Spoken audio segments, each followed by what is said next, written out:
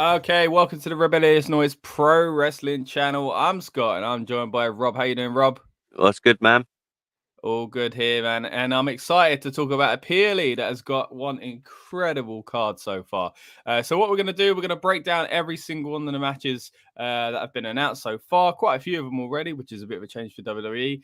And then we're going to basically also talk a little bit of White Rabbit as well. So we'll back in a few seconds after this little intro. Welcome to the Rebellious Noise Pro Wrestling channel. On this channel, we bring you some great content from inside and outside of the squared circle. We will go through and offer some in-depth analysis of the biggest events of the year, as well as bringing you exclusive interviews with some of the industry's biggest names. There will also be live show reviews, in-depth features, and podcasts. So make sure you give that subscribe button a slam so you don't miss any of the action.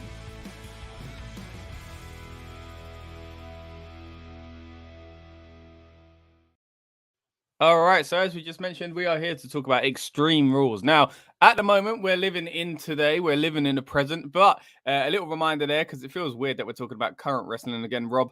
We just did a watch-along of ECW One Night Stand. I think a lot of people forget Extreme Rules. Basically, you can trace its lineage back to ECW One Night Stand, I would say, and of course, ECW itself. So if you're into that sort of thing, go check it out. And I've got to say, Rob, if there's any Extreme Rules PLE that has kind of reminded me of what the actual stipulation and reason for this event is, it's this year's card. How are you feeling about it? Yeah, there's a lot going on the card. I mean, without breaking down, talking about too much about what's happening already, it seemed quite stacked compared to, what we've had before. I'm just glad that we haven't got a steel steps match. Or a chairs match. But then again, I guess that's TLC. But yeah, no, I completely get you. I mean, the thing is, the card, they've gone with basically pretty much every match has got some sort of stipulation. But not only that, like they're big, interesting ones. Like the fact that we've got a ladder match and an Extreme Rules and an I Quit match. Like this is, and then a fight pit. And like, what is going on? Like, I can't believe, like, wow. I am a bit worried that it might be too much, that it might be overkill, but this is what happens when you, I guess, if you're gonna brand the pay-per-view a PLE even a certain way, you need to really run with it. And I'm glad they're actually doing something with it. And it means I'm excited for like every single match. Like every match could try and one up the other. You know, they've all got something interesting to kind of play with and make it feel like a completely different PLE to the others. And we got to say, of course, a lot of this stems from, it would seem at least, Triple H's kind of new position. The last few months have completely changed things, and it's been exciting again. And I'm just seeing so many people say that same thing of, oh man, I haven't been this excited to watch WWE since X period or this time or since such and such was around. You know, like it's, oh man, I feel so happy. Yeah, it's nice to be able to know that PLE's coming that we're actually excited for. And as you said earlier in the intro, it's like there's 6 matches announced. When do we normally get a full card announced before? Yeah. Normally it's like the last week on the go home shows that we get the next matches. So it's nice to Exactly do a that. proper Yeah. build for everyone.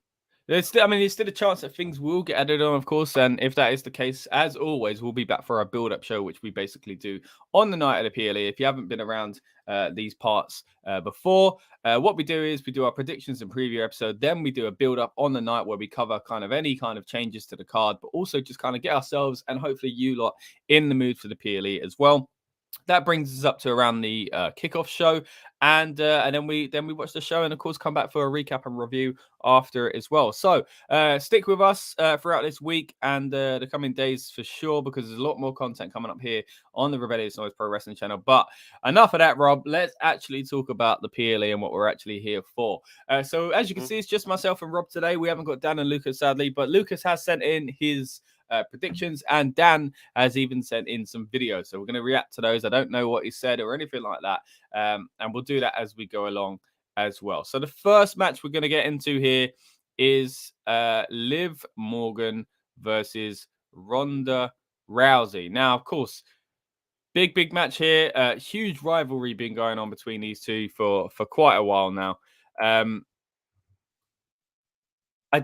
I don't know what to expect because, again, every single match having a strong stipulation, someone's got to feel like their stipulation, they'd rather have someone else's stipulation and stuff like that, you know? So Yeah. whether or not there's going to be a bit of this at play here, this one's Extreme Rules match, isn't it? It's straight up Extreme Rules. Yeah. So basically you can use weapons, but there will be a pin to decide the victory for, of course, whoever leaves with the SmackDown Women's title. Now,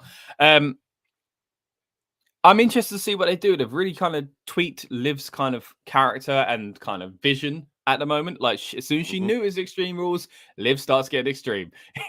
So that's been interesting to see. Of course, over the table, the spot a week ago, and then most recently, did you see that clip with the bat? How the bat just flew into the ring. What is going on there? I don't know. It's like we entered the Matrix for a minute and left again. It was was madness. I was saying. So I sent out a tweet on the RN Pro Wrestling Twitter, of course, at RN Pro Wrestling. Check it out. And I said, it turns out with all those weird physics in the WWE games where you'd knock into a table or whatever and it go flying. Turns out that was quite realistic after all. It's just taken about 20 odd years to finally see it happen in real life. Yeah, there we go. But it can happen. Strange physics with baseball bats aside.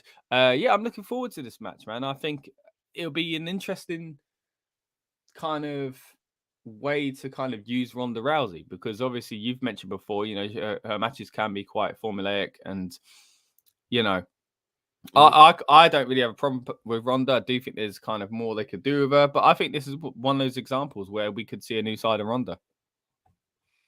Yeah, I mean, we've recently been seeing it, so on the build to this, there's been a different side to Ronda, but then again, that's just promo based. Like we need to actually see her physically in a match because if she does all this fantastic promo stuff and then does the same repetitive 5 moves, Ronda hasn't changed. If she's now the heel, but there's a lot of room to play with here, you know, with the weapons, you know. So, and even in an MMA sense, you know, like I'm sure we'll see a few arm bars where you're holding a kendo stick for leverage and stuff like that, you know. But I'm really excited to see what we've got going on here. Right, so we'll get into our predictions. If you're new here, again, we do predict throughout the year. We have a league season kind of table.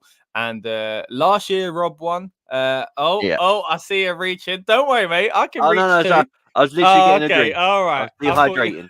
I thought you were reaching for your trophy. There's mine for the season before, but Rob won last season. Now this year, I should quickly get into the scores actually, Rob, because we didn't actually get a chance to do this after Clash at the Castle.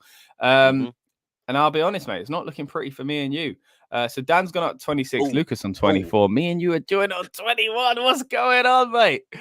That is not a good sight. I'm taking last season's Arsenal approach. You know, when they start slow and then finish quick. Okay, yeah, but we still didn't finish in the top 4, though. That's the only thing. Yeah. Nearly. Could have been glorious, but it wasn't. This year, however, hey, but that's for the Rebellious Noise football channel. Check it out if you're a fan of the old 11v11. Right, let's get back onto this match. Liv Morgan versus Ronda Rousey. So our predictions are important here, okay? So, seeing as Dan's top of the table, let's stick Dan's video up first and we'll react to that. And after that, I'll go first. And then we'll do Lucas's and then you can go last on this one. All right? Kind of mix it up a bit. So for the first match, we have got Ronda Rousey taking on Liv Morgan for the SmackDown Women's Championship in an Extreme Rules match. I think this one, it's tricky really. I mean, although, as I've said before, I feel that Liv has been a great SmackDown Women's Champion, I just feel like maybe this is going to be the time when they're going to shift the belt back to Ronda Rousey. But I guess it all depends on how many title changes they want to do on this show, because there's a few, or a couple at least, I feel could change hands on this show. So I'm going to go with, I think, a Liv Morgan retention, but it's not 100% certain. I feel I'm probably about 60-40 on this one, 60-40 in the favour of Liv Morgan retaining. So lock in Liv Morgan. Okay, right. Interesting prediction for Dan, because as always with these things, when you aren't first or you second, whenever it is, it starts, swaying you. So that's why it's interesting that we shake up the order we go in. But because he started kind of making me think, you know what? He's got a point. There's a lot of titles here that could change. A lot of big stipulation matches, of course, as we mentioned. And Liv's had it for a while now. So is it time to give it back to Ronda? Whether or not that's in my opinion or the fans' eyes in general, or what Liv wants, or what Ronda wants, or what whoever's writing the script wants. With a lot of these things, you think, what's next? We've got Crown Jewel next, and then we've got Survivor Series. You got to think someone like Ronda. Where's Ronda going to be at Survivor Series? Is what I'm thinking. So. And then you think at Survivor Series, if she's champ, you start thinking, oh, is she going to be champ at the Rumble? Is she entering the Rumble? If she champ at the Rumble, do you hold on to Mania? Because Ronda's one of those people that you got to kind of look ahead a few PLEs to figure out what's going to happen with her today, So maybe if the calendar was a little bit different, maybe now would be the time for Ronda to get it. But I'm thinking, when she more likely to, in WWE's eyes, need to have the title on her or be in the title picture chasing it again, it's more likely that season between Rumble and Mania. So I'm going to say for that reason. I think Liv can hold on to it for that long. No. I think someone else will beat Liv. And then Ronda will come back into the picture around what do you call it? Royal Rumble is what I'm trying to say. Mm-hmm.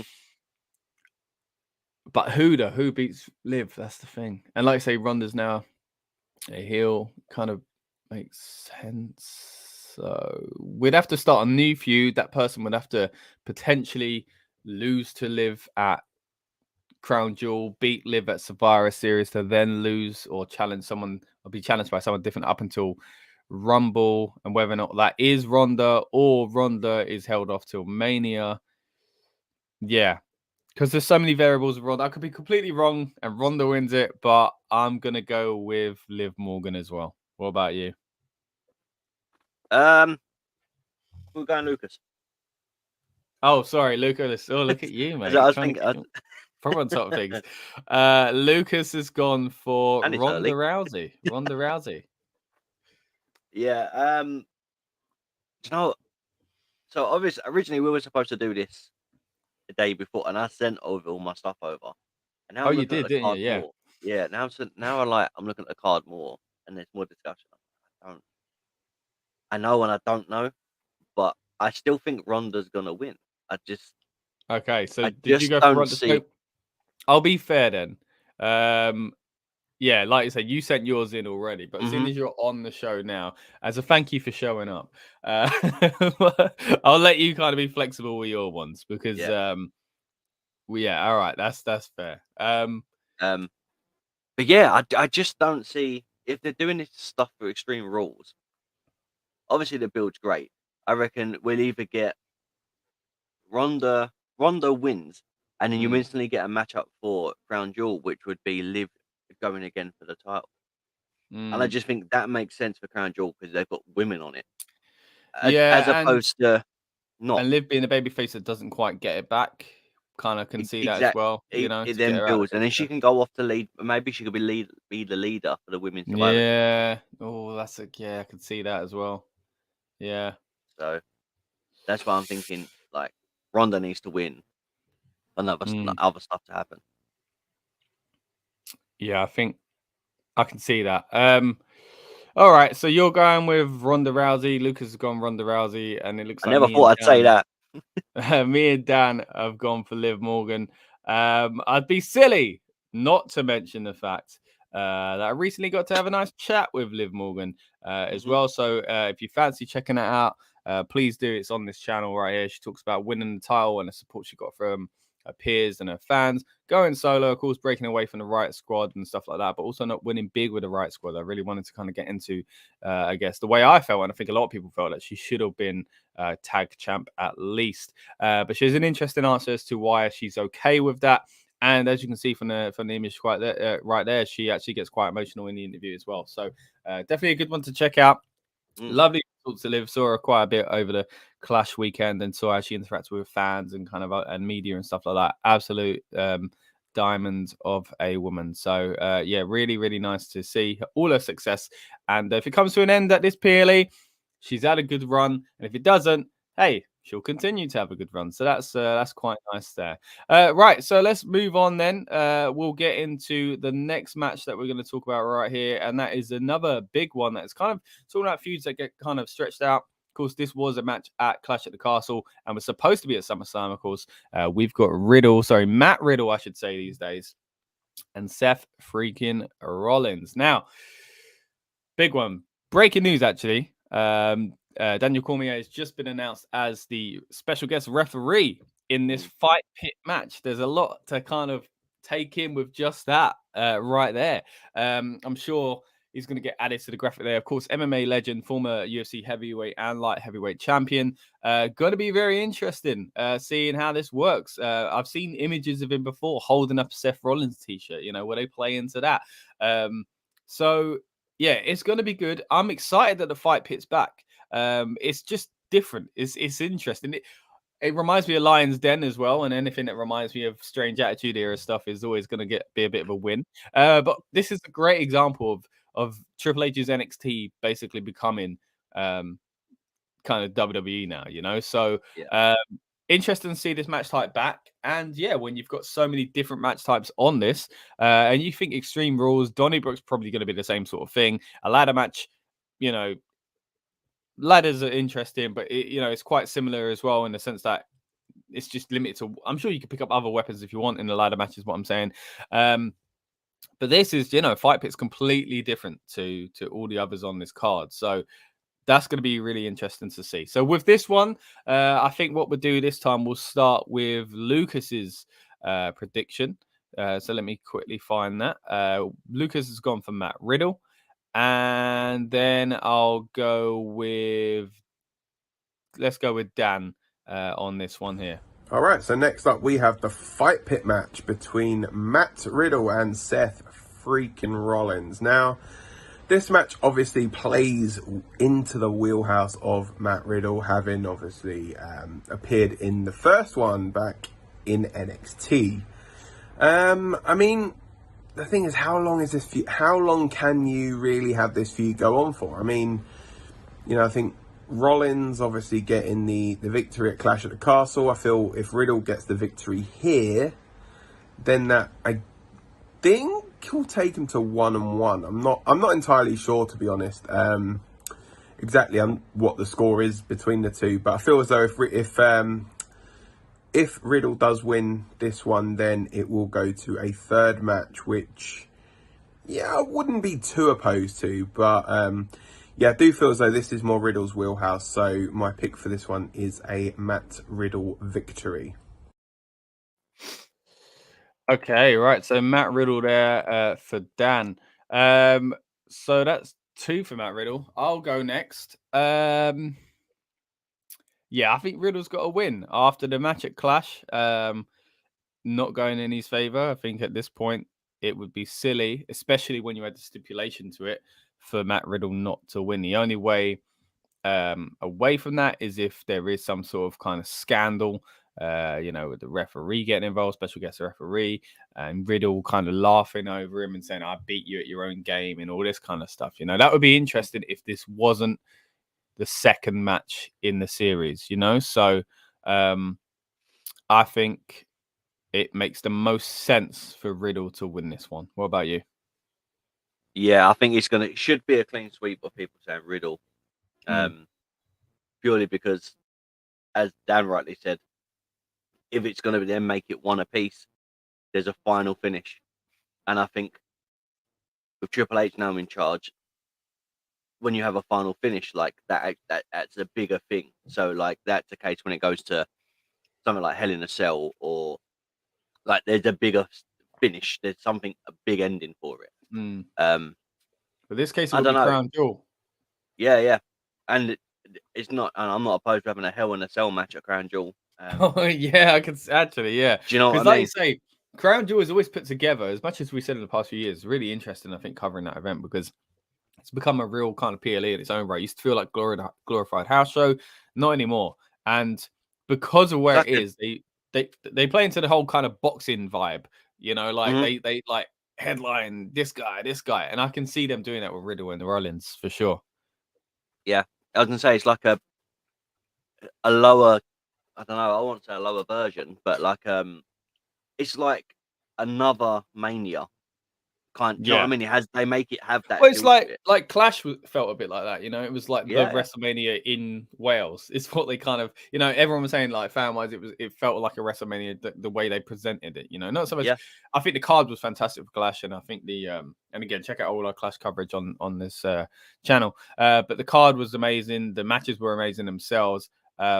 And I think Crown Jewel is another one of that. I'd be happy to see the Australia one come back as well, which they only did once, and the Japanese one as well. But these kind of special network exclusives. But anyway, I think we're kind of looking like, are we all in agreement then that Matt Riddle is going to be? Yeah, it's got to be Riddle, surely. Yeah, I think it makes the most sense. Again, whether or not this is the end of the feud or it's because it's going to go into a third. Because it feels like this is the third, because the feud's gone on for so long because it got delayed after SummerSlam. But You know what's I crazy? think People, we say like it's a long, like this is a long feud, but let's go back to just even say like the Attitude Era or you know the Ruthless Aggression Era. Feuds didn't just last 3 months; they had like a build of like 6 months before we had a big finish. I mean, look at, Armageddon. Was it Armageddon 2000? When was at the end of the year? Yeah. And we had all these guys fighting for and then it ended in a massive Hell in a Cell. Like that was like 8 months worth of work, then put into a big. When people go, "Oh, this is a long feud," I'm thinking, is it? Like it's long now, but compared to back then, man, the feud. Like I think the difference with that one then is that there were a lot of mini feuds that would have funneled into that. Yeah. You know, so you could stretch it out, but this one, where it's 2 people, I think it feels longer. But I'm all for it. I'm not bored of it. I don't mind it. You know, I think they've got great chemistry. I think the rivalry feels real. You know, there's hints of the kind of behind the scenes stuff from their history and stuff like that. So yeah, I'm really enjoying it. Right, so Matt Riddle looks like he's going to go over Seth Rollins there if all of our predictions are to be believed. What we're going to do now, we are going to move into the next match. We're talking about Clash of the Castle, and now we're talking about the guy who was front and center for that event, which is Drew McIntyre. Not so much front and center was his opponent here, Karrion Kross, who was sitting in the first row, throwing, I think, a cup or something like that at Drew McIntyre. Now, of course, we're talking about Extreme Rules here, so we've got another what do you call it? Stipulation here, and that is that this is a strap match. I mean, my goodness, I just feel so excited that we're talking about so many different kind of. Oh, hold on, I sound like I was getting excited about leather straps there. That's not what I'm trying to say. So many different types. If that's your thing, cool. So many different types of matches. It's wild. It's not just the same old like TLC is like you have a TLC match, a tables match, ladder match, and chess match. They're all pretty similar, you know. This one, they're really using the Extreme Rules name to their advantage, you know. So that's quite exciting to see. For this, then, Rob, I think it's fair if you go first, if that's all right. Yeah, man. Do you know what? It's really hard. I think this is probably the harder one to pick. I don't know why. Like, I think maybe because you haven't seen enough of Karrion Kross yet. Like, if you're a fan of him in NXT, where we spoke on NXT a lot, like you get it who he is, kind of thing. And then he disappeared for a while, and then he come back as how he is now, because we got him we got a first version of him, which was a terrible. And there have been a bit of like shots with them two over Twitter, and then obviously a build up, and as you said, at Clash there was something. So yeah, I think they're building it in a way where it's not like a standard way to build it. It's been more media based. And it's been a lot of background stuff while Drew was focused on Reigns. You know, everyone kept thinking it was going to be a big part of it. I actually quite like. Everyone was saying, "Oh, he went all the way to Cardiff, sit in the front row for a cup." I actually thought that was cool. I really do. I think it was obviously it leaked that he was around in the area anyway, so that kind of created kind of talk anyway. So that was cool. But why not? You know, like he didn't need to get involved. Like we had this solo thing, which you know is completely separate anyway. But so it didn't need it, but it kept him kind of present. It kept him kind of visually there in your face. So the only thing I would say is that a lot of this depends on what they want for the future as well, you know. So, but yeah, go on, back to you, mate. But yeah, no, just there's something about it, the way they built it, and I think that's what's making it harder to call because we know what Drew can do. Separately, we know what Karrion Kross can do, but we've not really seen them like head to head properly yet. Do you know what I mean? They've not had a proper go. Yeah. Which is what I like because it feels very like okay, this is real fresh. Yeah, what's going to be like when the bell rings between these two, sort of thing. Yeah. So I think that's why it's hard to call because obviously I want Drew to win, but it'd be great to see Karrion Kross win. But then I just don't know. So I'm gonna go a Kross win. Okay. But I think it's gonna be. It just has potential to be a match of the night, even though it's just a strap match. These two guys are so good. Yeah, I think there's a lot. Yeah, you say just a strap match because they always seem kind of like, oh, what can you do? But people can get very creative with it. I think this is the kind of match where I said earlier, like, if you're given Extreme Rules or you're given strap, most people I think would go, oh, there's so much more to work with the Extreme Rules match. But a creative person who's up for a challenge would love to be given the strap match, you know? So, and I do think that Kross, like you say, there's still so much more we need to see from him on the main roster. But Drew, just judging by kind of his career path and you know, kind of things he's said in the past, I think he's the kind of character that will be kind of salivating at the thought of trying to do something different, you know, with this match. So I'm really looking forward to that. All right, we'll quickly get into some other opinions here. Firstly, we'll bring up, let's have Lucas's. So Lucas also says Karrion Kross. We haven't got an elaboration on that point, but I'm going to go straight in with mine and say, yeah, I completely agree. It's Karrion Kross. It has to be Karrion Kross. I love Drew McIntyre, and I was gutted when he didn't win at Clash, but realistically, this is about building a new star. Now, Karrion Kross is damaged enough from the first run on the main roster. Coming back, they've been slow with it, and they've made him seem kind of exciting at the same time. Like he you know, it was a jump attack when he come back. They're bringing these old visuals back and stuff like that, and they're really playing into this character side of it and kind of starting to build him as a credible threat. And the fact that they haven't really kind of, again, like you say, had a proper match yet together or anything like that, and this is the first big blow off, I think it needs to be a time where Karrion Kross shines, you know. And yeah, that's risky for someone like Drew in losing twice in a row, because it was at the end of Clash, it was like, it's not going to happen then, is it, for Drew now? He's not getting back to that now. That was a perfect moment, it felt like. But if it's about the bigger story and the bigger picture, which it seemed like there, with Roman rather than Drew, then I think the same applies to this here. You can't then have Drew McIntyre win this just because he lost last month, because that would be too damaging, in my opinion, to Karrion Kross. You're rebuilding after, again, the damage has already been done with his main roster run where he was dressing up like a fetish gladiator. You know, like, we need to move away from those memories. Of course, he's got Scarlett back as well, so that helps. And again, he's got the old kind of presentation of his character back, so that really does help as well. So with that in mind, let's pop on to Dan's prediction for this match. So up next, we have the strap match between Drew McIntyre and Karrion Kross. Now, Drew has been seemingly on a little bit of a losing streak of late. And obviously this induction of Karrion Kross since he's come back has just been... Yeah, I mean, it's been a little bit, in my opinion, a bit underwhelming at the moment. So I feel as though Karrion does need a big victory to kind of essentially cement him in this mold of, well, yeah, I'm here, guys. You know, hello, like TikTok, like, look at me sort of thing. I don't feel as though Drew needs this victory necessarily. So I feel as though, for that reason, I feel as though Karrion Kross is going over in this one. So my pick for this one is Karrion Kross to win.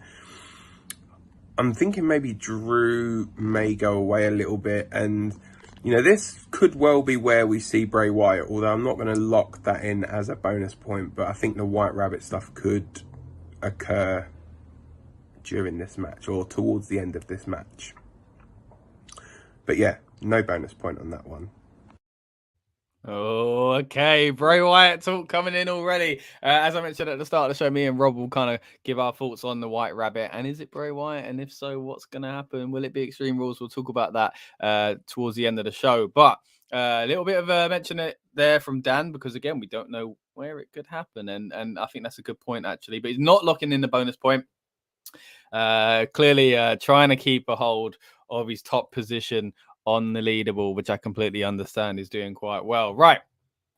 So he kind of touched on a little bit of what we said already, really, like this, that he said he felt underwhelmed by Kross and he needed to cement this kind of main event status, I guess, kind of similar to what we're thinking, I guess. You know, it's been a bit of a background build and he needs to have this big moment, because I think a lot of the talk was that, you know, he might get put into the clash match. It might be a triple threat. He might be the one kind of geared up to beat Roman, like, or just face Roman 1-on-1 for the title. Or if Drew won, I think a lot of people thought, you know, Drew's going to win. Well, Kross is his next opponent.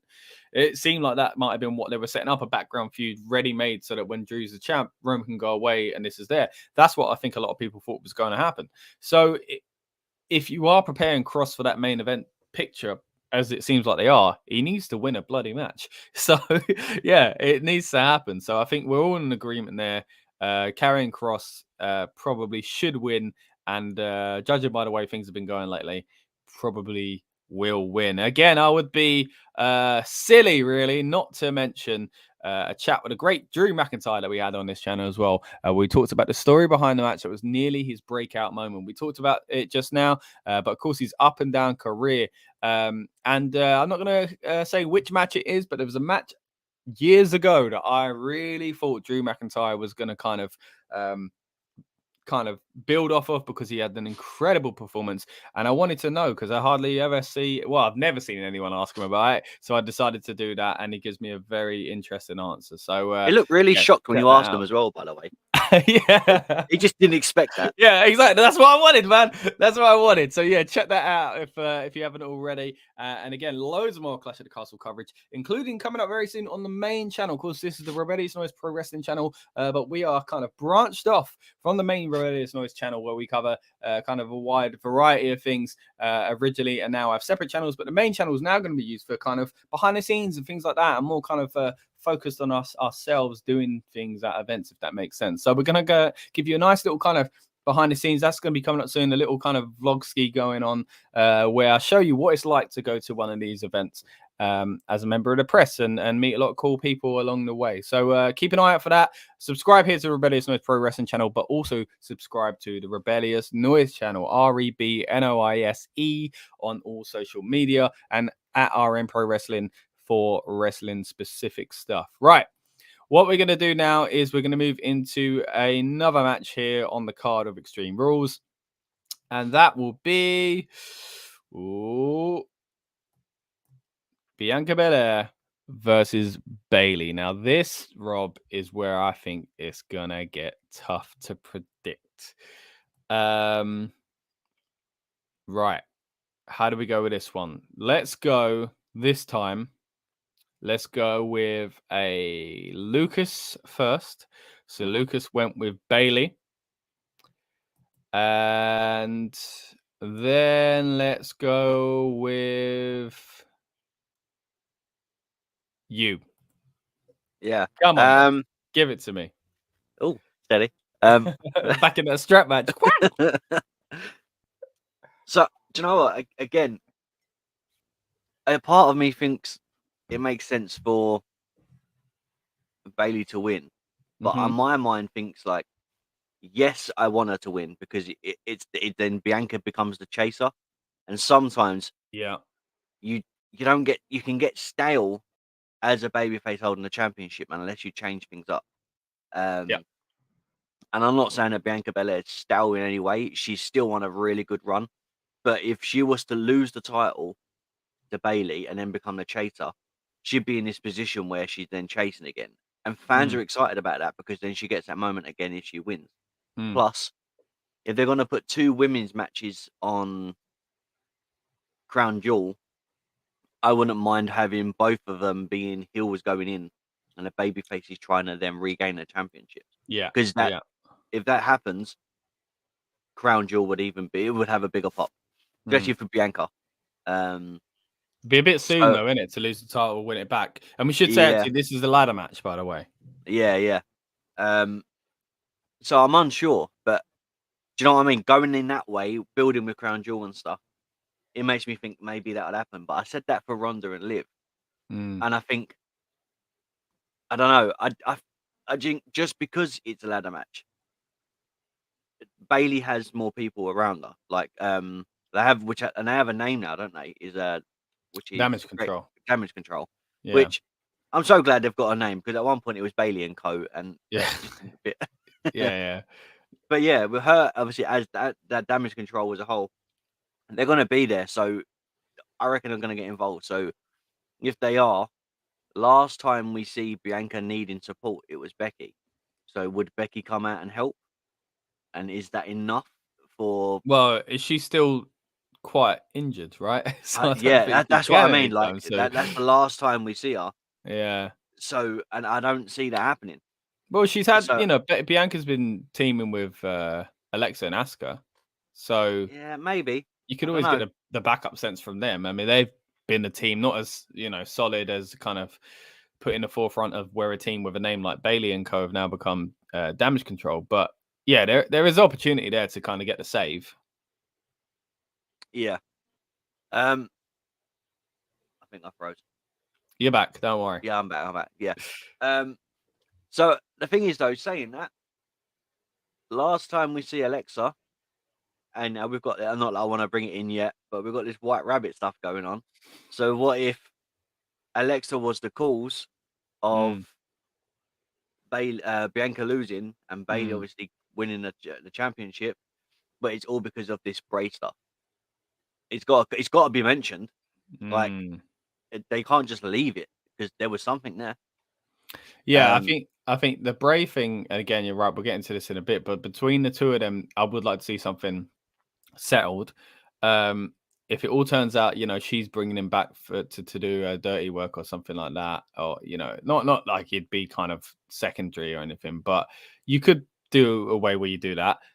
Her goal would be to move the title off of Bianca, so she'd then go into a feud with Bianca, but then Bray would have to do something else. So, yeah, I don't see it at this stage, but I get you thinking. Do you know what I mean? Like it could happen. There's a possibility, or even if the lights go out, or we see. Remember when Alexa used to just go into that, just be like look dazed, and that was it. Yeah, like something like I reckon something like that will happen, which will then cause something else to happen because of this White Rabbit stuff.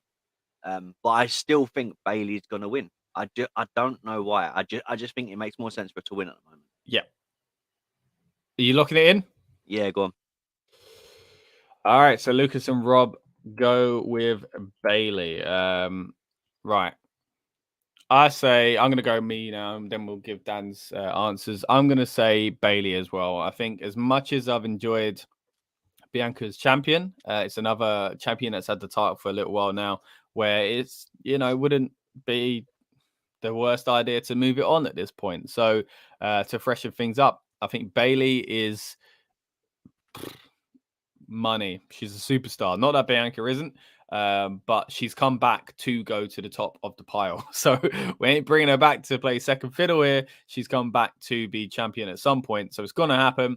Now that Damage Control are on fire, and now that they've got titles, of course, you always compare it to now the Bloodline, but previous to that, you would have had Evolution and Undisputed Era. Everybody loves seeing that kind of stable that kind of gets all the belts. And this will be the first time I think we've seen it within the women's division, because all right, there'd be one women's title not within that, of course, the SmackDown women's title, and we have seen people both. Well, to be fair, Bayley and Sasha did do it, but they weren't like everyone had a title each. That was like people stacking up and collecting belts, weren't it? With just between the two. So, as far as the stable goes, this will be, will cement them very early on in their run as, probably the most dominant women's stable of all time, because there hasn't been much of a history in that division with that. So I'm all for that. I think they've been doing great work, and I think it's time for Bayley to get the title now.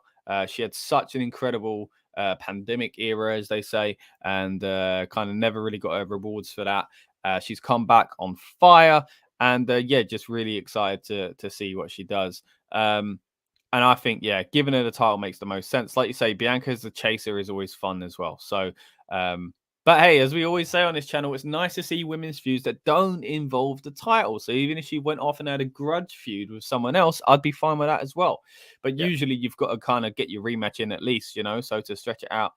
So, but I'm with you. Like, both heels going into Crown Jewel as champion doesn't mean that they're going to lose their titles, but I think it's easier. We all know, let's not kind of tiptoe around the Saudi Arabia women thing. That in the past few years they've kind of, it's incredible the progress that has been made, but there's a sensitive situation and they make specific booking decisions based on it. And I do think you're better off, and they always show the kids in the crowd and stuff like that being like, look, they're inspiring kids over here and stuff like that. And I think that works best if the kids in the crowd are hopeful that the babyface that they love could win the title that night. Although one of them coming out with a belt would also be good, I do think looking at either one of those, just at least one of both of them doing it, but even just one, I think the shots of those kids looking at Bianca going, I could witness my favorite wrestler win the title tonight, or looking at Liv in the same way, I think that is something that they probably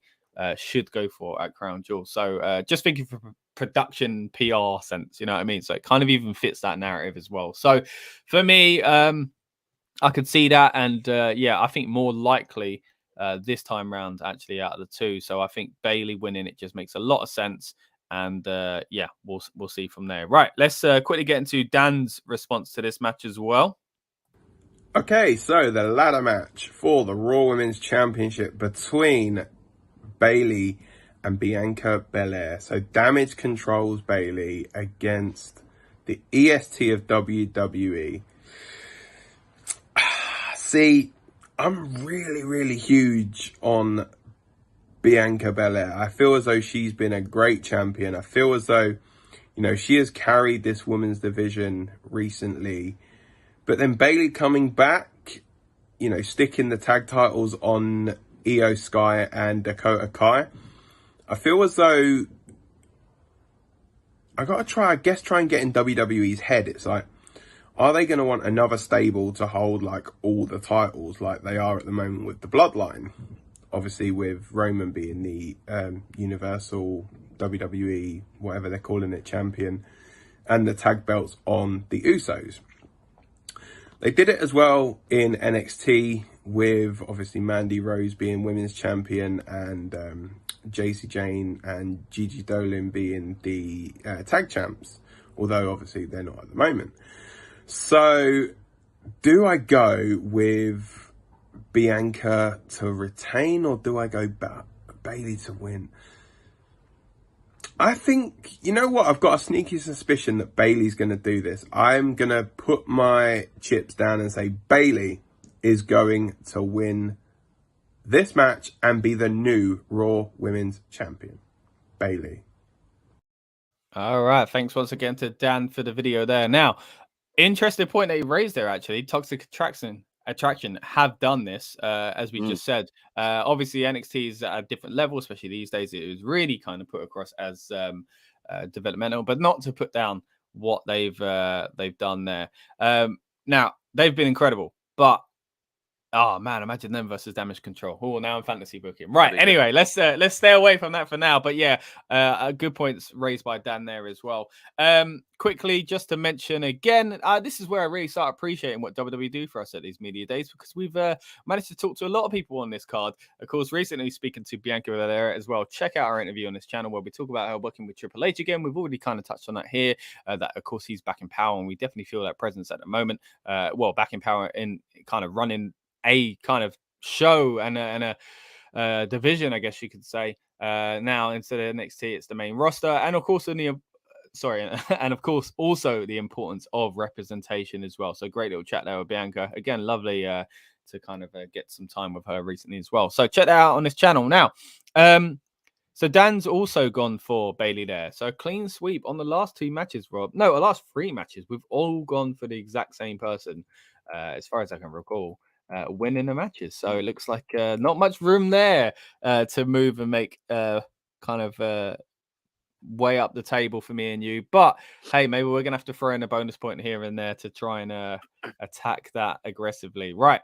Let's move on to another quite exciting match, because I'm really excited about what one of these people have been doing lately, and a kind of a presentation of them. And that would be Finn Balor facing off against Edge. And I've just been talking about presentation there. Of course, I'm talking about Finn Balor himself. I was a bit worried the past year or so about Finn Balor and the way kind of he's getting booked and stuff like that.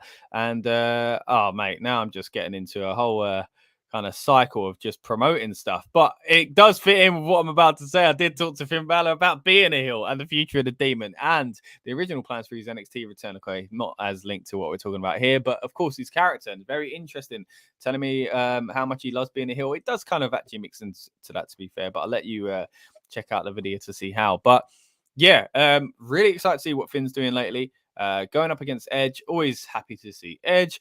I think it's a huge relief recently when he returned without being revealed as the White Rabbit, because the last time around, people thought a certain person who they also think White Rabbit is was coming back. It ended up being Edge. So as much as I think we all love Edge, I think at the time, I kept saying at the time, he didn't need to come back in that way. I think it just created more issues than it actually helped his return. So, right. Let's go this time. I'll go first this time. Okay. Edge versus Finn Balor. Now, what has Edge done lately? Right, Edge lost. Did he lose? What was the last match he was in? It was the one with Ray, wasn't it? Clash, yeah. So yeah. And they lost because Dominic turned. I think it would be silly for Edge to win. Even though, you know, a lot of times we get caught up in this kind of booking of, it's your turn, that's my turn, it's your turn, that's my turn. You know, who wins, you know, kind of get your win back. I don't think there's much benefit in Edge winning this, you know. Again, we're nearly there, in my opinion, to cement Balor as kind of a credible leader of a stable, heel, big-time figure again, you know. So, in my opinion, giving a win to Edge, unless you really do something with it. I mean, of course, Dominic could come into play here. And the rest of the Judgment Day, of course, Rhea and Damian Priest as well. Rey Mysterio could come out, maybe this time stop Dominic from getting involved or something like that.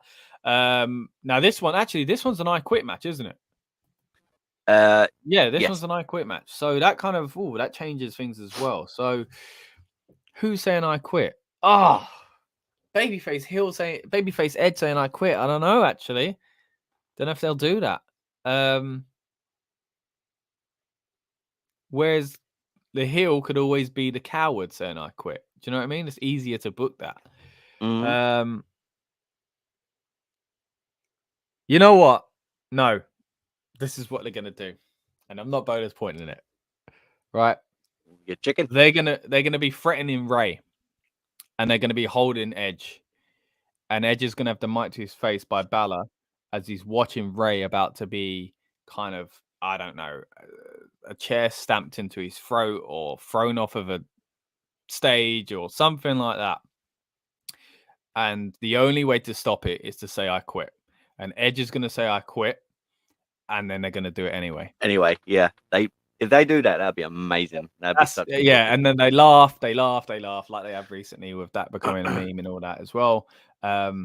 Yeah, that's it. Fantasy booking right there. I've just excited myself just booking that. So yeah, let's do that. And yeah, my heart is going to run away here before my brain can even catch up to think, is this actually logical for the way they book? And I'm going to go with Finn Balor's going to win this one. Boom, locked it in. All right. Well, you go who's next, next? God. You go all right. next. Well, I agree with you, and I'm going to bonus point it. Oh, no! You can't steal my idea. No, do I bonus point it? All right, go on. You elaborate. No, I think it's going that something like that's going to happen. And I think what's going to be the better thing will be it's going to be Dominic. That's, for example, he's pulling the strings on it. So let's say he's about him pushing a button or putting a lever. It's going to be Dom that's got his hand on it, and then because he says I quit, and then Rhea's maybe going to be the one to pull it anyway. Oh, okay. Yeah, you know what I mean? It'll be like, see, that would be good a few more months down the line where there's a potential switch back from Dom, where he starts to think, maybe I shouldn't have come with these guys anyway. Like that wasn't the plan. But I like that as well. I just don't know if this is the time for that, because then you got to kind of sow this kind of seed of doubt in Dom's head very early on. But I like it, man. So you're bonus point in what aspect of it? So I'm bonus pointing. So Edge will say I quit. So Finn Balor will win. Yeah. But I'm going to bonus point that it's going to be that sort of scenario. So Edge is going to say I quit because they're doing something. Because Ray's at risk. Yeah. Okay. Yeah. You know what? Okay. So let me explain for the viewers that might be new. A bonus point, basically, you put all your chips in on this one, and if it pays off, you get a bonus point. If it doesn't, you lose a point. So if, for example, Balor does win, but it's not because of this scenario, Rob will get the point, but he'll lose a point for doubling down. If he doesn't win, not only will he not get a point, he'll lose a point, so he'll go backwards. And I kind of feel like I should do the same, but when I just say those words are going backwards and I look at the table, Rob, me and you can't be affording to go backwards. However, we've all said the last 3 matches are the same. So if we win, so we kind of need to break it up at some point. We need to leave ahead. Oh, am I going to bonus point it? It was my idea. I mean, I'm sure you might come up with it yourself as well. You'll be a fool if you don't.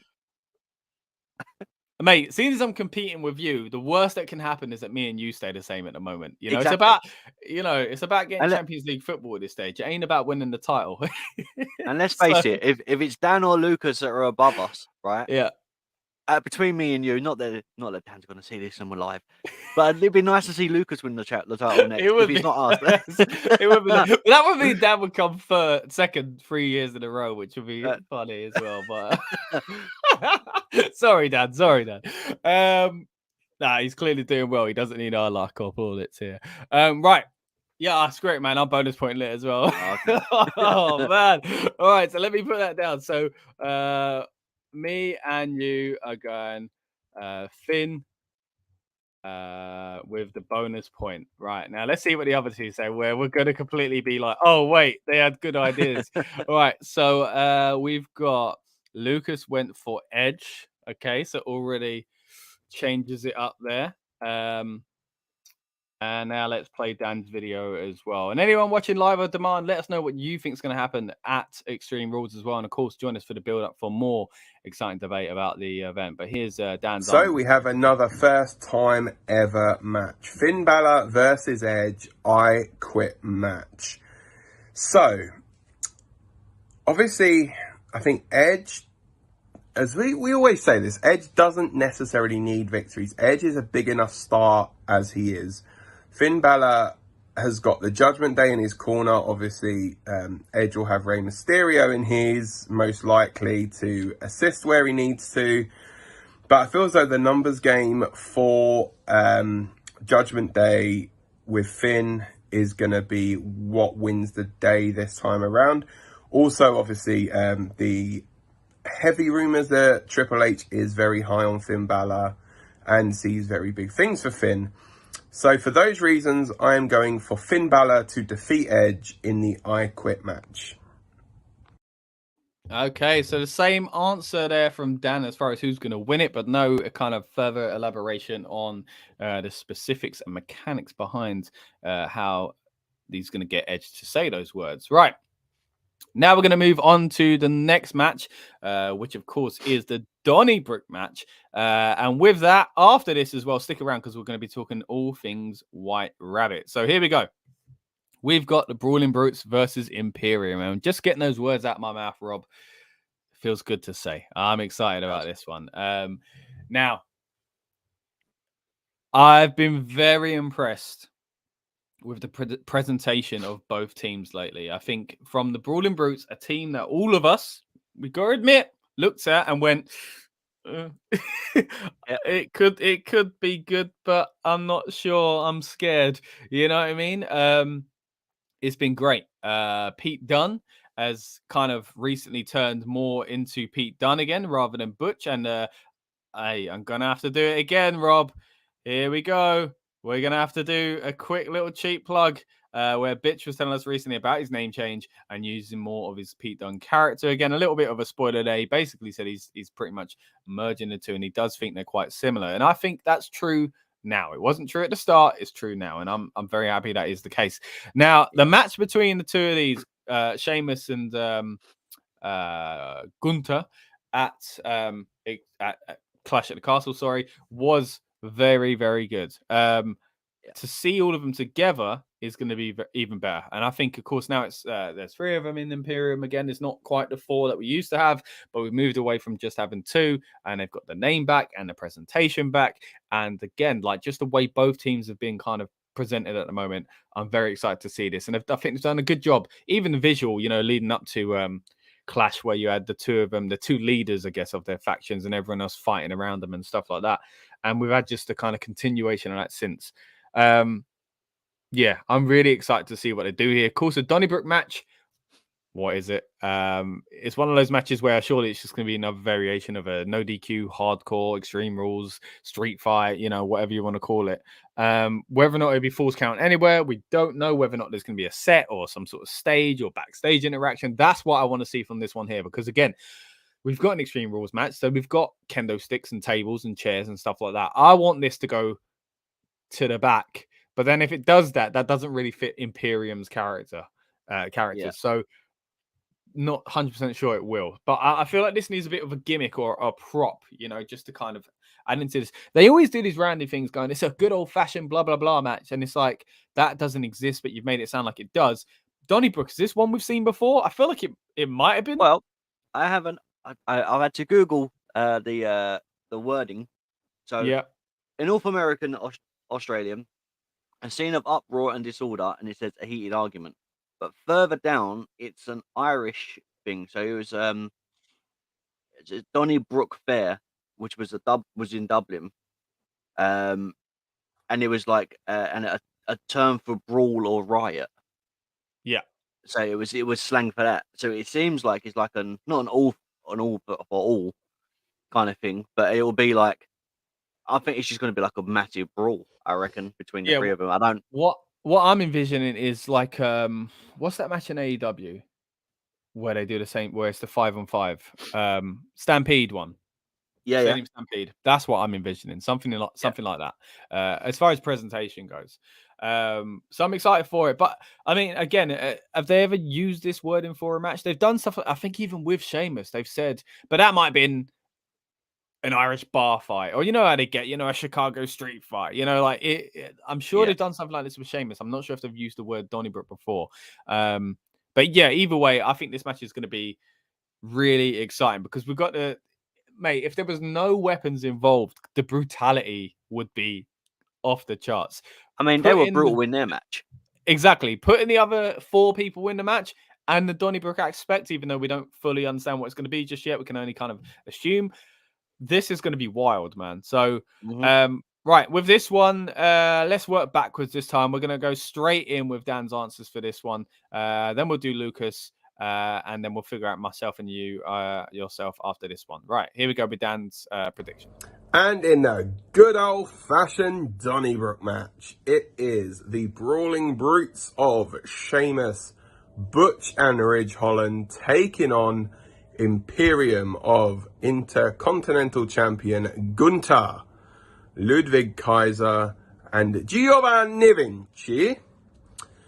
So this one is just going to be an all-out slugfest. Beat the living beep out of each other for our enjoyment. And I think this is going to be a very good match. I think they are eventually building Sheamus up to win this Intercontinental Championship. Obviously, at time of recording, he would not have had that Intercontinental title shot yet, which is going to be on the 7th of October. So the season premiere of SmackDown, which I believe is the day before Extreme Rules. So Sheamus could be going into this match as the Intercontinental Champion. I believe that this one is going to be won, though, by the boys in Imperium. Yeah, I don't know why. I just have a feeling that Imperium are going to win this one. So, yeah, Imperium for me.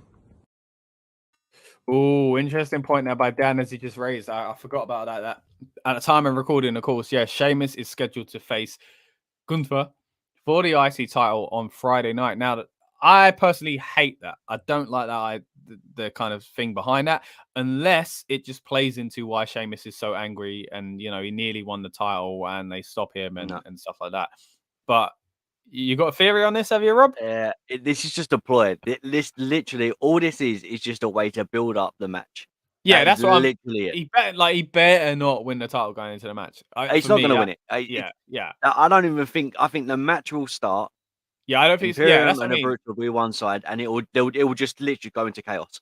Yeah, and then it'll be like, yeah. So it'll either be played as they backed him up after he was screwed out of the title because the others got involved, or it'll be the title. He loves the idea of winning the title. That's so important to him. They've built that up, but look how much he just hates Imperium. He's willing to sacrifice the match, you know, because he just wants to get his hands on all three of them, you know. So I think it's got to be played that way. I hope you're right. Yeah. But of course, that time of recording, Sheamus isn't the Intercontinental Champion. Now, if he goes into this, is that main event for SmackDown? I'm not sure. It might be, yeah, because as Dan said, season premiere and all that rubbish. Yeah. Because if that's the main event and they build it as this big spectacle, and the IC's like Gunther's made the IC title like credible right now, especially him and Sheamus. So to make it the main event, and then not get the main event, but just have 6 guys brawling, and the locker room has to come out to tear them apart. Yeah, what a fantastic visual! Good just end, before we go. It's like the Rumble ending you usually get, or the Survivor Series ending, you know, on the go home, you know. So, yeah, I think that'd be a cool way, and it'll really elevate this match as well if it closed out on that, because of course we haven't got any bloodline going on here. We haven't got any kind of Roman Reigns here, so. And it's still such a strong card, and I think that's presentation wise. There's been times where all these characters would have been on the show, but the bloodline kind of weren't all they were, and it meant that these guys didn't really get a shout. And like a lot of if you told me, I think a lot of these matches here, if you told me it was the main event, I could see it, you know. So it's saying that I don't know what the main event will be, but anyway, maybe Seth. No, that doesn't feel right. A fight pit. I don't know. Anyway, straight right. So yeah, I think you're right in that, in the presentation, the kind of build for it. Hopefully that is what they do on SmackDown. Prediction wise, so of course Dan went for Imperium. He says doesn't quite know why, just got a bit of a feeling. We'll quickly get into what Lucas has said. Now he's also gone for Imperium. Okay, so Lucas and Dan gone for Imperium. Who went first at me and you last time? Rob, I can't quite remember. Me. All right, I'll go first. No, wait. What was the last match we done? Was it the Edge and Balor? Match? Oh, it was you, because you said it and I went. Oh, that's very honest of you, mate. You go first then. Go on. Oh, if you froze? I'm back. I'm here. I was going to say convenient, mate. You're going first and you froze. I'm going to have to go. Yeah, go on. No. So I happy to go first. I already know who I know is winning. Okay. So it's going to be the Brutes. Brawling Brutes are winning. Okay. Because this is going to lead to Crown Jewel, which is where Sheamus becomes the IC champion. Ooh, okay. This is the final blow off as the group before Sheamus then gets his crowning moment, because no one expected him to be a bigger baby face than he is. Let's say if we looked at this about 3 months ago and we had the Brawling Brutes and we was like, oh, they're heels, we don't like them. Just in general, they're like turned around amazingly, yeah.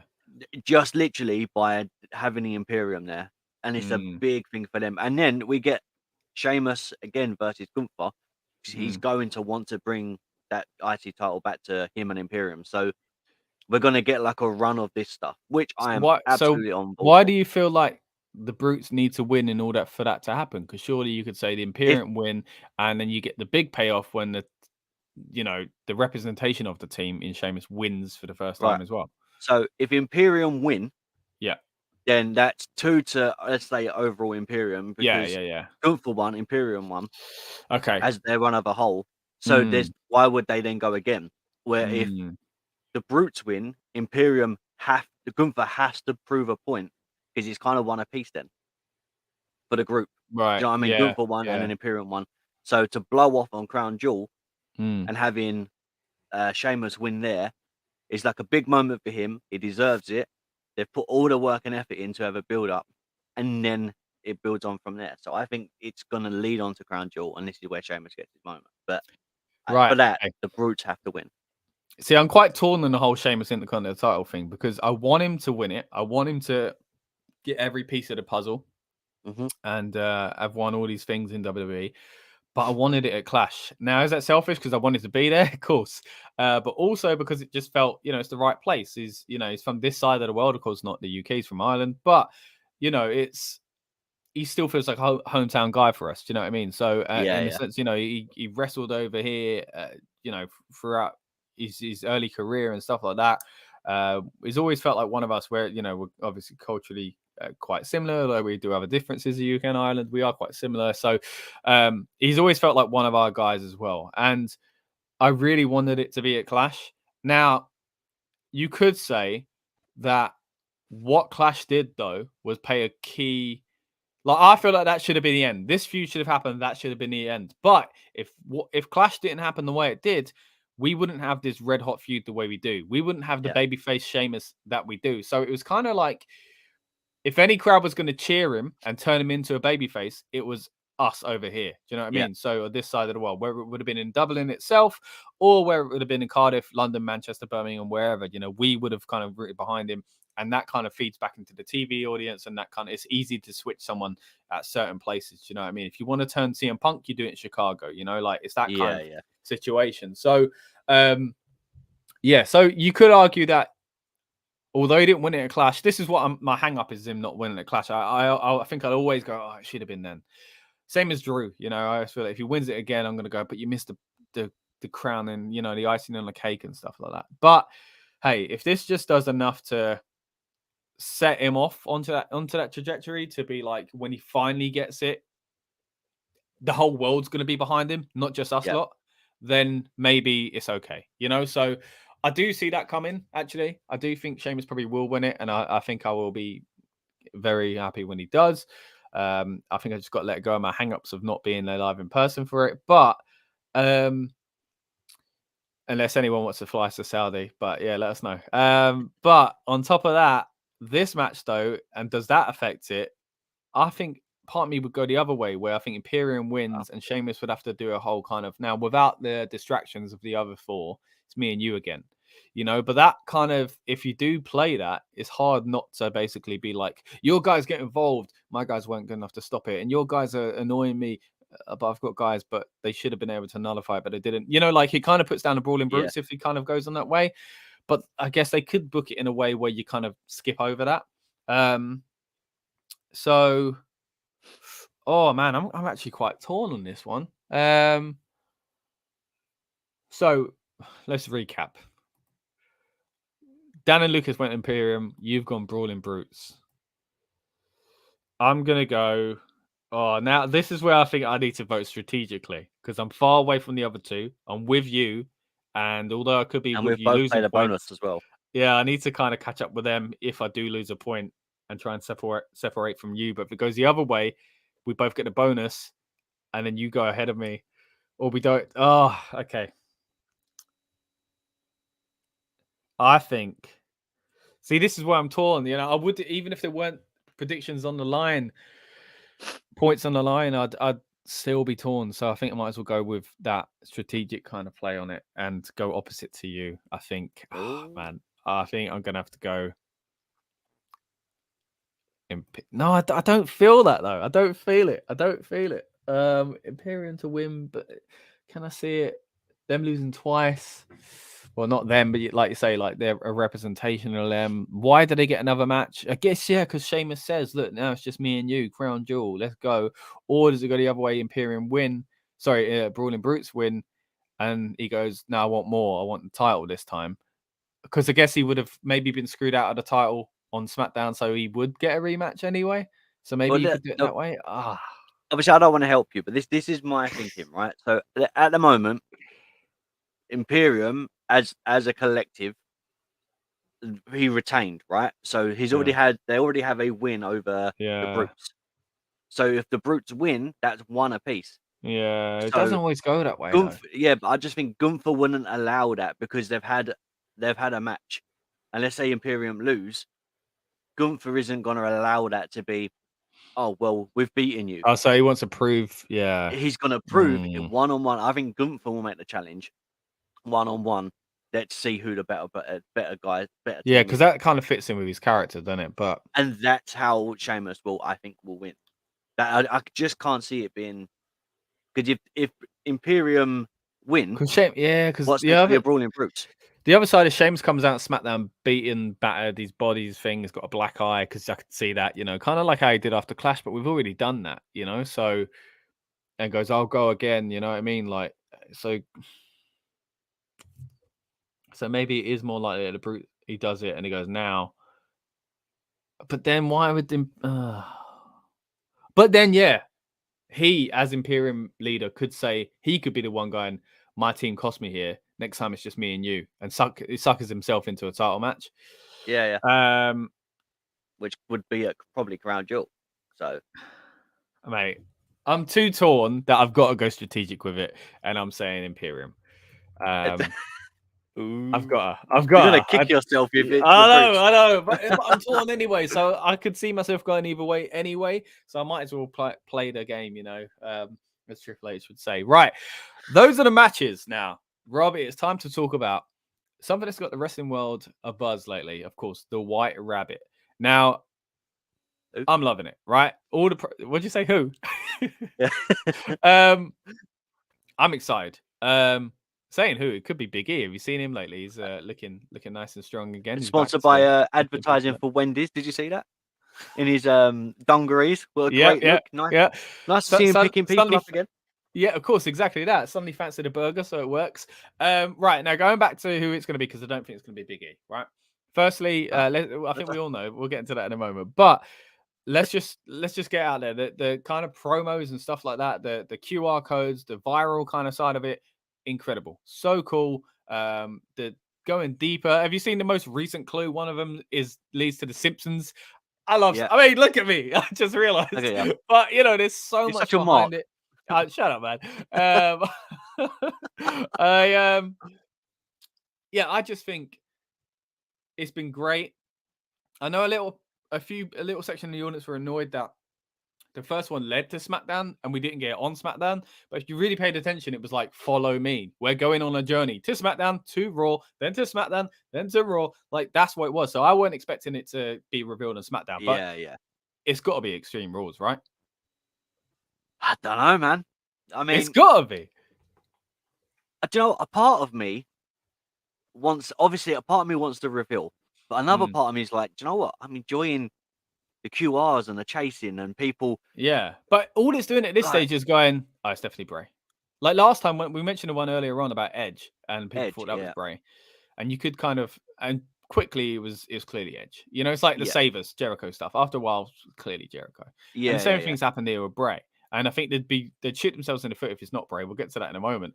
But I do think you are at risk of running it too long. And surely it's Extreme Rules for quite a few reasons. Number one, that. Number two, it's a PLE. And the third point is that, like, there's so much going on in this show already. You could argue that it doesn't need it. But I mean, come on, we look at the graphics of this show. I quickly put them up, and it's quite telling as well. So we'll go through the graphics. Of course, we've already kind of predicted these matches. We're not going to talk about them here, but we've got the women's match. Doesn't feature anything out of the ordinary here, but as soon as you go to a men's match, we've got a fireflies, we've got a lantern, we've got a move to the chair over here as well. Another men's match, it's the same. We go back to another women's match, it's all gone. We'll go back to another men's match, it's all back. And again, well, you can't really tell on that one, but you can see the lantern just above the Brawling Brutes there. So it's on every single men's match, which to me leads into, and I know you kind of said the theory earlier about Alexa Bliss, but to me that leads to, well, firstly, the things in that image are definitely Bray Wyatt images, right?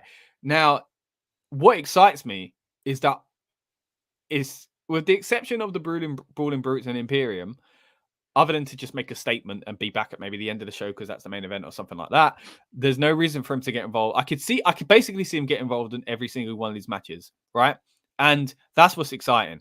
And I think it's a clear thing. They've gone to it where he's not come back in the women's match. Something is happening on this show in the men's matches, I think is what they're trying to say. Do you not see it that way? Yeah, I do. I do see it that way. I'm just intrigued by the whole thing. Like, and normally you don't see the wrestling community go, "Oh, that's interesting. Oh, that's interesting." And all of a sudden, there are so many like wrestling channels that I've watched, kind of similar to what we do with pro wrestling. And they kind of like decipher codes. And I've never seen so much of the wrestling community on the same page before about one thing. It's lovely to see. It's so exciting, man. Yeah, it really is. But yeah, it's definitely. I think it's definitely Bray. It's definitely going to be something to do with the men. But my worry is, if it becomes a part of Judgment Day, it's going to overshadow what the idea of Judgment Day was. So I really don't want it to be that match. Okay, let's do that then. Let's go through where you want it to be. Right now, we've both kind of hinted there. I think we both think it's Bray, and it has to be Bray. It better be Bray, right? Whether or not it's Bray as the Fiend or something like that, or some sort of mix. Now, all these codes and all these things are leading to, we've had the rabbit, we saw the pig. I saw people even going at a stretch recently, like Braun's wearing red trousers, just like I think the pig was in the image. So, like, is it another kind of version of the Wyatts again? Will he come back as Bray Wyatt? Is he the Eater of Worlds? Is he the Fiend? Is he a new version of something else? I think, man, for me personally, I want him to come back with the old school music and stuff. I love the Fiend version, but we've got the lantern and stuff. But then he also touched on that when he was the Fiend as well. So either way, I'm excited. If it's a new version, whatever it is, right? But we go through these matches, and like you say, where does it make most sense? Now, for me and you, I think we both agree it shouldn't be the Judgment Day, right? Yeah. The only way is if he goes against the Judgment Day, which might take away from, because everyone's going to be so excited for the Fiend.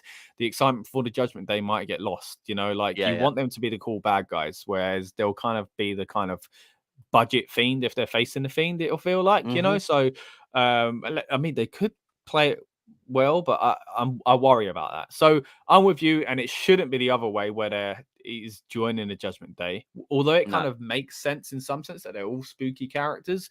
Finn, we were talking earlier, Finn is getting to be the leader and kind of the big bad Finn in his own right. So I don't want them to step on his toes. Yeah. You've kind of already any kind of thought on him potentially going against the Judgment Day, or do you agree with what I said there? Yeah, but then it doesn't make sense with him joining the Judgment Day, kicking out the original leader, and then Bray comes back. He then takes over Judgment Day. There's a rift between them, so then it's Finn versus Bray, and it's just messy. Like I'm Finn at the moment until they added Finn and Dominic. Yeah, really pushed it. Judgment Day were quiet. And we said it. Where have they been? We said it on stream. What's going on? Yeah. Now they're actually getting somewhere. They're getting through this thing with Edge. Yeah. I want to know who their next victim is. We want to add fuel to the fire, not water. Yeah. We don't want to dampen this out and start a new fire over here and kind of, in Bray. Right. I think it's clear. We've kind of said at least it's not going to be the women's, but if you want to hear Rob's theory on how it could be in the women's match, then check out the rest of our predictions here. But let's move on to the next one, which I do think is quite interesting. Drew McIntyre and Karrion Kross. Now, if Carrion wins and Drew kind of goes into the background, I could see this as Bray coming back as the baby face to face Karrion Kross. And that is a good way to get Karrion Kross looking like a serious thing if Bray's come back to fight Carrion. But again, are they too similar in character? Is this too soon in Carrion's kind of main roster kind of resurgence?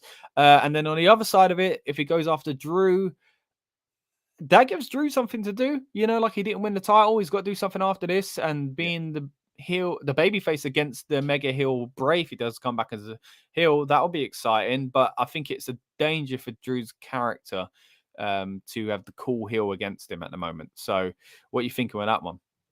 I mean, look, I don't mind either. As you said though, with this weirdness of what Bray brings, and Karrion Kross kind of has the same style. It'd be odd to put them together straight away. Yeah, having two like same way as we said with Judgment Day, because they've got the same sort of entity in the way they do things. Too much of it could be it'll rub the other way. As in when we got Sin Cara versus Sin Cara, it was a good match, but no one really cared because it was just too much of it at once in one match, and that could probably outshine what they're trying to do. So I think him going after Drew would be probably the better option. Out of two of those, okay.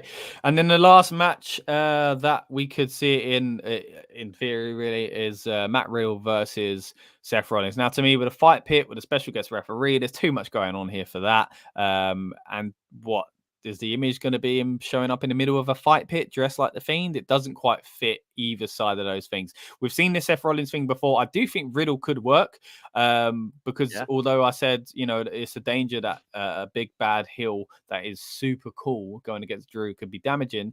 The same thing could be said for Matt Riddle, but Matt Riddle's got the kids behind him and stuff like that as well, so it would be strong enough. It would be almost like, and I don't really want to compare the guy to John Cena or anything like that, I'm not saying that's who he is, but in a similar sense that he's got the kids behind him no matter what at the moment. So even if the kind of older kind of smart fans start to move away from him thinking he's not as cool anymore because they've kind of sided with Bray and being excited about that, it wouldn't damage Riddle as much. So I could see it in that sense. I think Riddle playing up to it and scared of the Fiend and stuff like that. I think Riddle's played a real kind of interesting side against Seth at the moment, being angry and serious and stuff like that. So I can see that.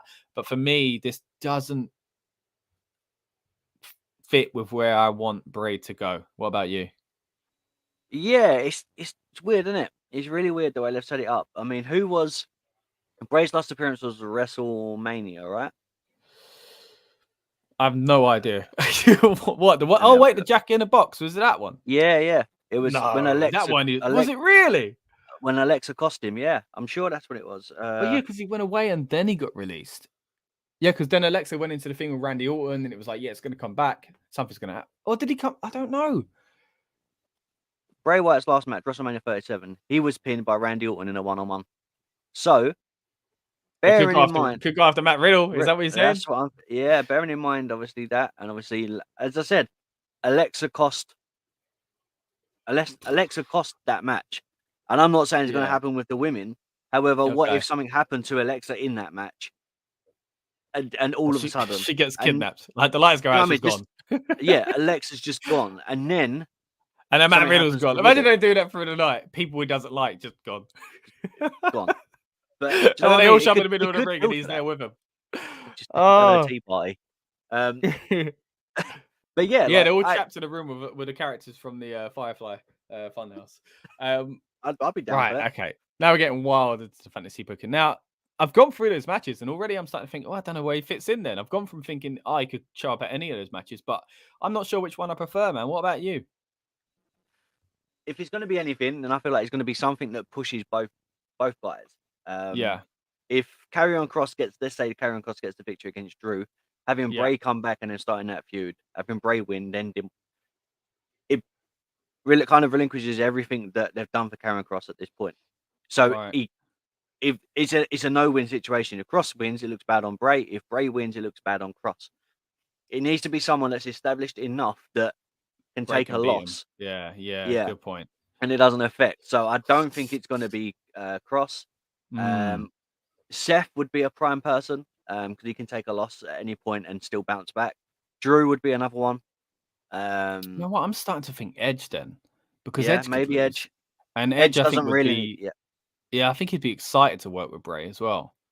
But then, so But then that would feel like it's a Judgment Day link, wouldn't it? It'd be hard to differentiate. Exactly. Judgment Day would literally have to leave the ring, and make it clear this is nothing to do with us. You know? Yeah. So maybe it is Edge. No, Edge or Drew, I think. Edge or Drew, yeah. I mean, it could be something else. It could be the Bloodline. The Bloodline could randomly come out to do a promo, and then he comes out. But then it would be, if you're judging by the character of Bray, he's snuck all this into production, and he's on the background images and stuff like that. He's got a plan to come back. Why would he then do it at a segment that he didn't know was going to happen because the Bloodline themselves just decided to come out and talk trash? Yeah. That wouldn't make any sense for the way they've built this. So, yeah, it maybe would be Edge then. I don't know. It's either that or we don't get him at all, man. Like it's just a build, and it's another one of them things where it's like, okay, it's like, what's the word? You're chasing the rabbit, like you're following the rabbit everywhere it goes, right? Yeah. So let's say, for example, not a rabbit appears, but something happens in the Extreme Rules PLE, which then leads us to something else. I mean, we're just speculating that he's going to appear. I hope. You know what I would hope? Even I do hope he comes out at Extreme Rules, but I think it'd be nice if through the night the hints continue. Like what you said about Rabbit. I'd love if someone when like Liv or anyone when they go under the ring to grab a weapon, they pull out a stuffed rabbit and they're like, and just throw it at Ronda or something like that. I think stuff like that would be so cool to kind of build through the night, But yeah, we'll see with that. I think. I'm hoping he does come back. I'm hoping it is Bray, of course. I don't know what version of Bray we're going to get. I reckon it'll be some sort of mix and new version as well. But it's going to be exciting, man. I'm really looking forward to it. And I think this is the biggest kind of takeaway at the moment is that wrestling and WWE specifically is really exciting to watch again. And I think that's pretty much it on Bray. Anything else you want to say about the White Rabbit situation? The conspiracy theories are going nuts. Like all the theories. Drop us with some conspiracy theories. All right, so there was one when he obviously done a Morse code, and it said, "Is it Azil or something like that?" Is the name? Right. Hang on, let me find it. There was the backwards. There was a backward thing, which people played at a certain speed, and it did sound a little bit like Bray. But it sounded like there was two people speaking. So does that mean there's two people coming back? So that's another one. There was one to do with, I can't remember what part it was at. But if you decipher the code, it says "drink your Ovaltine." Oh, What the hell is that about? So we got that. Then obviously we've had the different pigs. There was 3 little pigs and a big bad wolf. That was what was flashing. I don't know if the light keeps going out as well. The light keeps coming out. So yeah, and the thing is, I think if they've bought the rights to the song that they've been playing, do you think he'll come out to that? Well, it'd be very stupid to buy the rights to it and not use it in any other way. I don't know if they have bought the rights though, because a lot of you can play music in arenas that you're not going to broadcast. So I guess I think that might just be that, but I do hope they bought the rights to it. I feel like Triple H is the kind of person that would be on board and say, "Yeah, I'm going to pay for that." He's had it himself with Motorhead, and they've used Metallica and stuff like that. Which at the same time is a touchy thing because 5-10 years later, when it shows up on DVDs and kind of Blu-rays and the network, they tend to, as we know from doing the ECW watch along recently, they end up then being like, well, we had the rights for that month. That's it. It kind of ruins it. So we don't want that with this. So hopefully that won't be the case. But I'm excited. But any other wild theories you got there that it's not Bray, maybe? Nah, not really. It's Bray. It's Bray. It's got to be. I mean, people were saying it's Karrion Kross, and then they've done a promo and put a QR code at the end of that promo. So I was like, there's no way it can be him now. I mean, the whole thing with him was that he wrestled as White Rabbit, didn't he? Lucha Underground. So there is that. Unless Karrion Kross and The Fiend become a team, something like that, So, I mean, I don't Fiend mind. Comes back and he's like, "You are my White Rabbit." Do you know what I mean? And the White Rabbit, Karrion Kross, was leading to me. You could do it that way. Did you see the thing where it was each character from the fight, like the Firefly Funhouse stuff, represented one person? So the rabbit was Kross, and then some I think the pig was Braun Strowman, and it all each the red trousers. and each character represented someone else. I was like, that's cool. But then obviously we still got Alexa with Lily. And recently they've only Yeah. started putting Lily back on and changed her clothes. Why? There's a reason. I think that's it. It's red herrings, man. They're throwing us all about. But either way, Red I'm herrings, white here rabbits. There's for too it. much. Yeah. Going on here. That's it. So at the time of recording as well, we've got a Raw and SmackDown to get through with more kind of hints, I'm sure, and we'll be kind of following through that and catching up with the rest of you really in time for the build-up show, of course, before Extreme Rules on Saturday night. So stick around for that. Subscribe if you're new, and if you're not.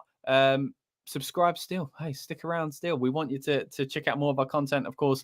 We've been interviewing WWE talent throughout the last few weeks as well, so check that out on this channel. Of course, as we just mentioned there, we did a really fun watch along, me and Rob, which was ECW One Night Stand 2005. Really interesting to look back on it, weren't it, Rob? Just seeing the difference in presentation and things like that. But yeah, it was really, really fun. As we mentioned earlier on, a lot of interviews with some of the talent from this show. I'll quickly run through them again. We've got Drew McIntyre interview on this channel. We got a Bianca Bellaire interview on this channel. We got Finn Belair. Finn Belair. There we go. That's really confusing. Finn Balor after said Bianca Belaire. My goodness. And we've got Liv Morgan. We had a nice little chat with Butch Pete Dunne. Imperium had a little talk with us as well. Rhea Ripley and the Street Profits. And there was also a really interesting press conference with Street Profits and Bianca Bellaire as well. And also the main press conference footage for that on this channel from the WWE Clash of the Castle conference as well, which was had quite a few talking points on itself. But anyway, it's not just about interviews on this channel. Of course, we do a lot of podcasts, watch-alongs, and things like that as well. So once again, please subscribe if you're new.